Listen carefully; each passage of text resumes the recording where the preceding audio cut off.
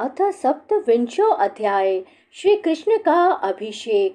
श्री सुखदेव जी कहते हैं, परीक्षित, जब भगवान श्री कृष्ण ने गिरिराज गोवर्धन को धारण करके मूसलधार वर्षा से व्रज को बचा लिया, तब उनके पास गोलोक से कामधेनु बधाई देने के लिए और स्वर्ग से देवराज इंद्र अपने अपराध को क्षमा कराने के लिए आए।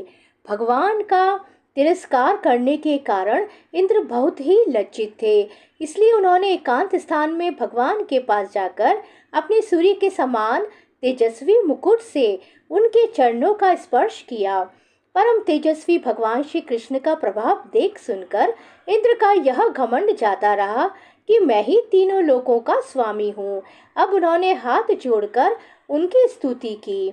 इंद्र ने कहा, भगवान, आपका स्वरूप परम शांत, ज्ञानमय, रजोगुण तथा तमोगुण से रहित एवं विशुद्ध अप्राकृत सत्वमय है।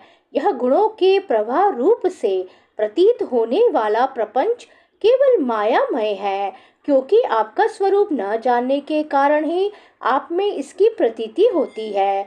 जब आपका संबंध अज्ञान और उसके कारण प्रतीत होने वाले देहादि से है ही नहीं, फिर उन देह आदि की प्राप्ति के कारण तथा उन्हीं से होने वाले लोभ, क्रोध आदि दोष तो आप में हो ही कैसे सकते हैं। प्रभु, इन दोषों का होना तो अज्ञान का लक्षण है।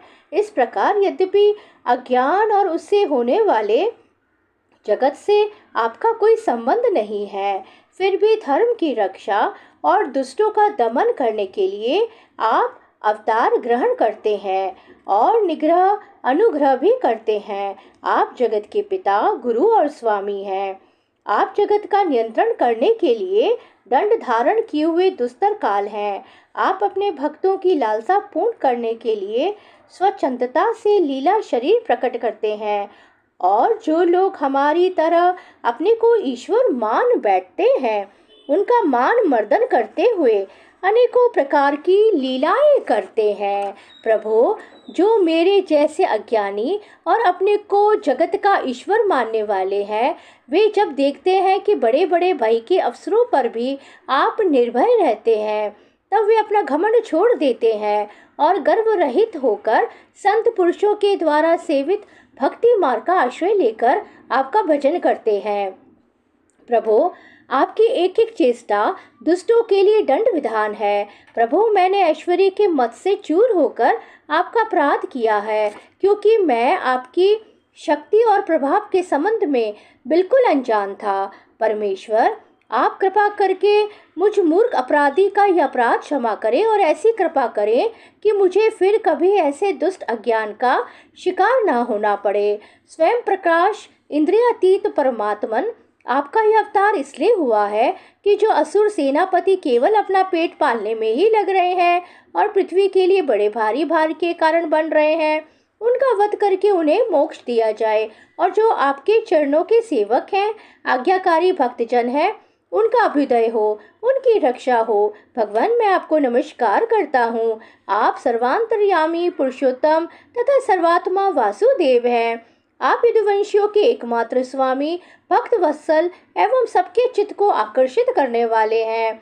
मैं आपको बारंबार नमस्कार करता हूँ। आपके जीवों के समान कर्मवश होकर नहीं, स्वतंत्रता से अपने भक्तों की तथा अपनी इच्छा के अनुसार शरीर स्वीकार किया है। आपका यह शरीर भी विशुद्ध ज्ञान स्वरूप है। आप सब कुछ हैं, सबके कारण हैं और सबके आत्मा हैं। मैं आपको बार बार नमस्कार करता हूँ। भगवान, मेरे अभिमान का अंत नहीं है और मेरा क्रोध भी बहुत ही तीव्र मेरे वश के बाहर है। जब मैंने देखा कि मेरा यज्ञ तो नष्ट कर दिया गया, तब मैंने मूसलाधार वर्षा और आंधी के द्वारा सारे व्रज मंडल को नष्ट कर देना चाहा, परंतु प्रभु, आपने मुझ पर बहुत ही अनुग्रह किया। मेरी चेष्टा व्यर्थ होने से मेरे घमंड की जड़ उखड़ गई। आप मेरे स्वामी हैं, गुरु हैं और मेरे आत्मा हैं। मैं आपकी शरण में हूँ। श्री सुखदेव जी कहते हैं, परीक्षित, जब देवराज इंद्र ने भगवान श्री कृष्ण की इस प्रकार स्तुति की, तब उन्होंने हंसते हुए मेघ के समान गंभीर वाणी से इंद्र को संबोधन करके कहा। श्री भगवान ने कहा, इंद्र, तुम ऐश्वर्य और धन संपत्ति के मद से पूरे पूरे मतवाले हो रहे थे। इसलिए तुम पर अनुग्रह करके ही मैंने तुम्हारा यज्ञ भंग किया है। यह इसलिए कि अब तुम मुझे नित्य निरंतर स्मरण रख सको। जो ऐश्वर्य और धन संपत्ति के मद से अंधा हो जाता है, वह यह नहीं देखता कि मैं काल रूप परमेश्वर हाथ में दंड लेकर उसके सिर पर सवार हूँ। मैं जिस पर अनुग्रह करना चाहता हूँ उसे ऐश्वर्य भ्रष्ट कर देता हूँ। इंद्र, तुम्हारा मंगल हो। अब तुम अपनी राजधानी अमरावती में जाओ और मेरी आज्ञा का पालन करो। अब कभी घमंड ना करना। नित्य निरंतर मेरी सनिधि का, मेरे संयोग का अनुभव करते रहना और अपने अधिकार के अनुसार उचित रीति से मर्यादा का पालन करना। परीक्षित, भगवान इस प्रकार आज्ञा दे ही रहे थे कि मनस्विनी कामधेनु ने अपनी संतानों के साथ गोप वेशधारी परमेश्वर श्री कृष्ण की वंदना की और उनको संबोधित करके कहा। कामधेनु ने कहा, सच्चिदानंद स्वरूप श्री कृष्ण, आप महायोगी योगेश्वर हैं। आप स्वयं विश्व हैं, विश्व के परम कारण हैं, अच्युत हैं, संपूर्ण विश्व के स्वामी। आपको अपने रक्षक के रूप में प्राप्त कर हम सनाथ हो गई।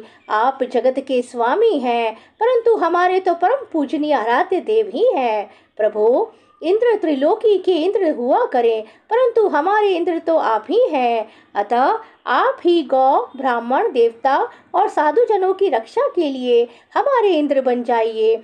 हम गौएं ब्रह्मा जी की प्रेरणा से आपको अपना इंद्र मानकर अभिषेक करेंगी।